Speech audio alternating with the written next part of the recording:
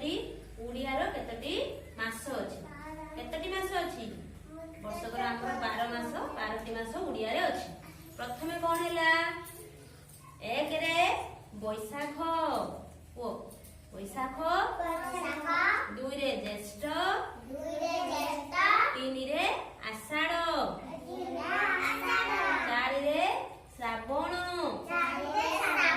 5 ରେ ଭାଦ୍ରବ, 6 ରେ ଆଶ୍ଵିନ, 7 ରେ କାର୍ତ୍ତିକ, 8 ରେ ମାର୍ଗଶିର, 9 ରେ ପୌଷ, 10 ରେ ମାଘ, 11 ରେ ଫାଲ୍ଗୁନ, 12 ରେ ଚୈତ୍ର। ତାହେଲେ ଆମର 12ଟି ମାସ ଅଛି। ଆମେ ଆଜି 12ଟି ମାସ ବିଷୟରେ ଓଡ଼ିଆର 12ଟି ମାସ ବିଷୟରେ ଜାଣିଲେ।